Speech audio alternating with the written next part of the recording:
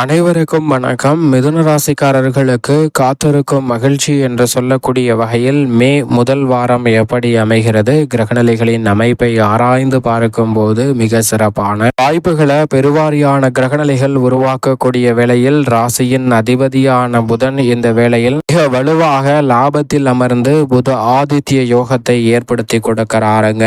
எனவே நிச்சயமாக சூரியன் மற்றும் புதன் இணைந்து லாபஸ்தானத்தில் வலம் வரக்கூடிய இந்த வேளையில் காத்திருக்கும் மகிழ்ச்சி என்று சொல்லக்கூடிய வகையில் பல இனிமையான நிகழ்வுகள் மிதுன ராசிக்காரர்களாகிய உங்களை தேடி வருவதற்கான முதன்மையான யோகம் இந்த வாரத்தில் உண்டு. பெரிய அளவிலான தடைகள் விலகி சிறப்பான மாற்றம் நிச்சயமாக மிதுன ராசிக்காரர்களுக்கு காத்திருக்கிறது என்பதில் சந்தேகமே இல்லை. மே மாதத்தின் முதல் வாரத்தில் நீங்கள் நினைப்பதை விட பல அதிரடியான வாய்ப்புகள் காத்திருக்கும் மகிழ்ச்சி என்று சொல்லக்கூடிய வகையில் கிரகநிலைகளின் அமைப்பில் ஏற்படக்கூடிய சந்தர்ப்பங்கள் உருவாக்குகின்றன. அதிலும் இந்த வாரத்தின் துவக்கத்திலே சித்ரா பௌர்ணமியாக சந்திரன் முழு நிலவாக வலம் வரப்போகிறார். அதை தொடர்ந்து தேய்பிரை சந்திரனாக வலம் வந்தாலும் கூட இந்த வாரத்தில் மிகவும் சிறப்புமிக்க நாளாக பார்க்கக்கூடிய சித்ரா பௌர்ணமி தினத்தில் இந்த நாள் இந்த வாரம் துவங்க போகிறது. அப்படி துவங்கக்கூடிய வேளையில் பல காரிய தடைகள் விலகி முன்னேற்றம் நிறைவாக கிடைப்பதோடு மட்டுமல்லாது மனதிற்கு இனிமையான பல நிகழ்வுகளை சந்திக்கக்கூடிய நல்ல சந்தர்ப்பம் நிச்சயமாக உங்களை தேடி வருவதற்கான முதன்மையான யோகம் கிடைக்கிறது. அது மட்டுமல்லாது மிக பெரிய அளவில் மலையளவில் இருந்த பல பிரச்சனைகள் கூட துரிதமாக விலகி மிக சிறப்பான வாய்ப்புகளை உங்களுக்கு இந்த தருணத்தில் ஏற்படுத்தி கொடுக்க போகிறது. காத்திருக்கும் மகிழ்ச்சியாக எதிர்பாராத பல இனிமையான நிகழ்வுகள் இந்த வாரத்தில் சந்திக்கக்கூடிய சந்தர்ப்பம் நிச்சயமாக கிடைக்க இருக்கிறது. சித்ரா பௌர்ணமியில் இந்த வாரம் துவங்குவதால் நினைப்பதை காட்டிலும் மிக அதிரடியான மாற்றங்களை இந்த வாரத்தில் நிச்சயமாக சந்திக்கக்கூடிய சந்தர்ப்பம் உண்டு. அது மட்டுமல்லாது இந்த வாரத்தில் எவ்வளவோ நபர்களை நாம் சந்திக்கலாம். அவர்கள் அனைவருக்குமே வெவ்வேறு குணங்கள் இருக்கும். அவர்களை எப்படி கையாள வேண்டும் என்ற தெளிந்த அறிவாற்றலும் பல கிரகநிலைகள் இந்த வேளையில் ஏற்படுத்தி கொடுக்க போகிறது. ஏனென்றால் இந்த வாரத்தில் பார்க்கும் போது மிக வலுவாக சுக்கிரன் ஆட்சி பலம் பெற்றிருக்கிறார். சூரியன் புதன் இணைந்து புத ஆதித்ய யோகத்தை ஏற்படுத்தி கொடுக்கிறது. சனி செவ்வாயின் முரண்பாடான கிரக சேர்க்கை நடைபெற்றிருக்கக்கூடிய ஒரு வாரமாகவும் பார்க்கப்படுகிறது. குரு பகவான் தனது பார்வையில் பகை கிரகத்தின் இறுதி வீட்டில் இறுதி தருவாயில் வலம் வந்து கொண்டிருக்கும் வாரமாக பார்க்கப்படுகிறது.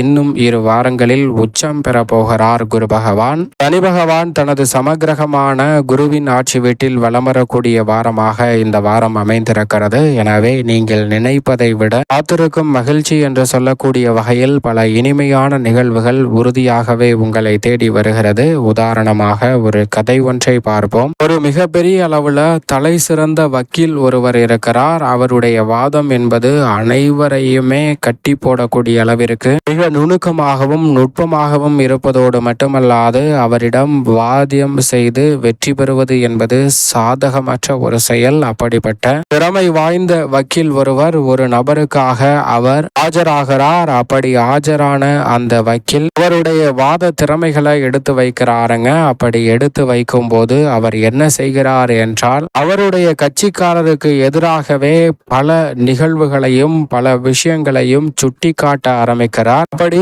அவர் சுட்டி காட்டக்கூடிய வேளையில் அனைவருமே இவர்தான் குற்றவாளி என்று உணரக்கூடிய வகையில் அவருடைய வாதம் அமைந்து விடுகிறது. அங்கு இருக்கக்கூடிய அனைவருமே வாய்ப்பிழந்து பார்க்கின்றனர். குறிப்பாக வக்கீலும் நீதிபதியும் கூட கொஞ்சம் வியப்பில் பார்க்கின்றனர். ஏனென்றால் இவரை காப்பாற்ற வேண்டும், ஆனால் இவருக்கு தண்டனை வாங்கி கொடுப்பது போல் மிக கடுமையாக வாதிடுகிறாரே, என்ன வாயிற்று என்று தெரியவில்லை என்று வியப்பில் பார்க்கின்றனர். அப்படி பார்த்தது மட்டுமல்லாது இவர் வாதத்தை முடித்துவிட்டு அவருடைய இருக்கையில் வந்து அமர்கிறார். அப்போது நீதிபதி அந்த வாத திறமையை பாராட்டுவதோடு மட்டுமல்லாது இவர்தான் குற்றவாளி என்று நீதி வழங்குவதற்கு செல்கிறாருங்க.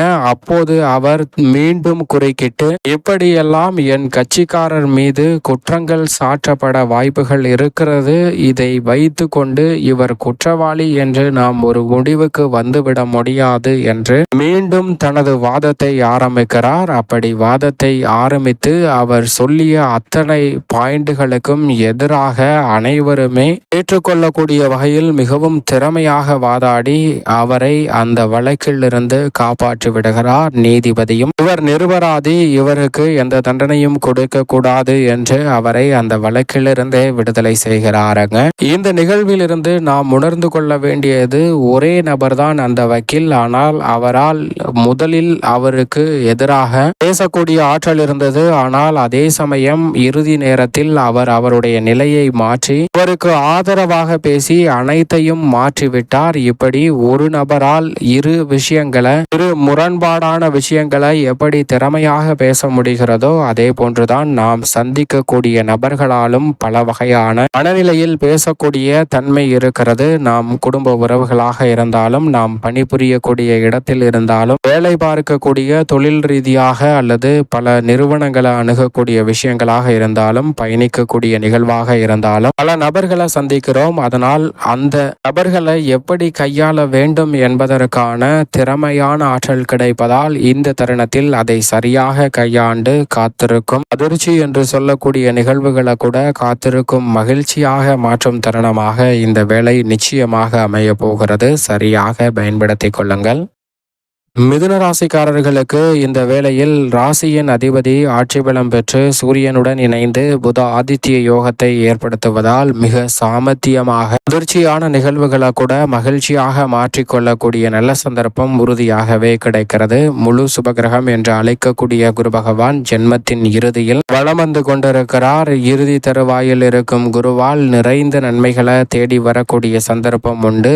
குடும்பஸ்தானத்தில் தனஸ்தானத்தில் நுழைய போகிறார் இன்னும் சில வாரங்களில். எனவே எதிர்பார்ப்பதை விட ரெட்டிப்பு நன்மை உங்களை தேடி வருவதற்கான முதன்மையான யோகம் உண்டு. குருவின் பார்வை 5, 7, 9 ஆகிய இடங்களில் கிடைப்பதால் அனைத்து வகையான சிரமங்களும் விலகுவதோடு சிறப்பான வளர்ச்சி நிறைந்த ஒரு தருணமாக அமையக்கூடிய சந்தர்ப்பம் நிச்சயம் மிதுன ராசிக்காரர்களாகிய உங்களை தேடி வருகிறது. சரியாக பயன்படுத்திக் கொள்ளுங்கள். அதோடு மட்டுமல்லாது மிதுன ராசிக்காரர்களுக்கு இந்த வேளையில் கர்மஸ்தானத்தில் விளம்பரக்கூடிய சனி பகவான் தொழில் ரீதியான சிறப்பான வாய்ப்புகளை ஏற்படுத்தி கொடுக்கிறார். தொழிலில் சிறப்பான வளர்ச்சியையும் முன்னேற்றத்தையும் இந்த தருணத்தில் சந்திக்கக்கூடிய நல்ல சந்தர்ப்பம் நிச்சயமாக கிடைக்க இருக்கிறது. பெருவாரியான தொழில் ரீதியான சங்கடம் நிறைந்த வாய்ப்புகளில் சிறப்பான முன்னேற்றம் கிடைக்கிறது. நிழல் கிரகமான ராகு 9 பாக்கியஸ்தானத்தில் இருப்பதால் 4 திசையிலும் நன்மை நிறைந்த செய்தி ஒன்று கிடைக்க போகிறது. அது காத்திருக்கும் மகிழ்ச்சியை இரட்டிப்பாக மாற்றிக் கொடுக்கக்கூடிய சந்தர்ப்பத்தை உருவாக்குகிறது. தைரியமும் துணிச்சலும் அதிகரித்து மோட்சக்காரகரான கேதுவின் அமைப்பால் சிறப்பாக செயல்படக்கூடிய நல்ல சந்தர்ப்பம் இந்த வேளையில் உறுதியாகவே கிடைக்க இருக்கிறது. மிதுன ராசிக்காரர்களுக்கு சனியுடன் செவ்வாய் இணைந்திருப்பது முரண்பாடான சேர்க்கை என்றாலும் தொழில் ஸ்தானம் என்பதால் தொழில் ரீதியான விஷயங்களில் சற்று விழிப்புணர்வுடன் இருந்தால் சிறப்பான லாபம் கிடைக்கும். அது மட்டுமல்லாது இந்த தருணத்தில் மிதுன ராசிக்காரர்களை விட்டு பல பிரச்சனைகள் விலகி பொருளாதார நிறைவு கிடைப்பதற்கான சந்தர்ப்பம் நிச்சயமாக செவ்வாயின் அமைப்பால் உண்டு. சுக்கிரன் விரயத்தில் ஆட்சி பலம் பெற்றிருக்கிறார். எனவே பல சுப விரயங்கள் இனிமையாக கைகூடுவதற்கான நல்ல சந்தர்ப்பம் இந்த வேளையில் உண்டு. மிகப்பெரிய அளவில் பொன்பொருள் சேர்க்கைக்கான சிறப்பான வாய்ப்புகளும் சந்தர்ப்பங்களும் உங்களை தேடி வரும் அற்புதமான வேலையாக அமையக்கூடிய சந்தர்ப்பம் இந்த வேளையில் கிடைக்கிறது. சந்திரனின் அமைப்பும் சிறப்பான மாற்றங்களை இந்த வாரத்தில் ஏற்படுத்தி கொடுக்கக்கூடிய வகையில் அமைகிறது. மேலும் இந்த வாரத்தை சாதகமாக மாற்றிக்கொள்ள நிச்சயமாக மிதுன ராசிக்காரர்கள் இந்த வாரத்தில் குலதெய்வ வழிபாட்டை மேற்கொள்ளுங்கள். நினைப்பதை விட சிறப்பான வளர்ச்சியையும் முன்னேற்றத்தையும் நிறைவாக சந்திக்கக்கூடிய நல்ல சந்தர்ப்பம் உங்களை தேடி உறுதியாகவே வரும்.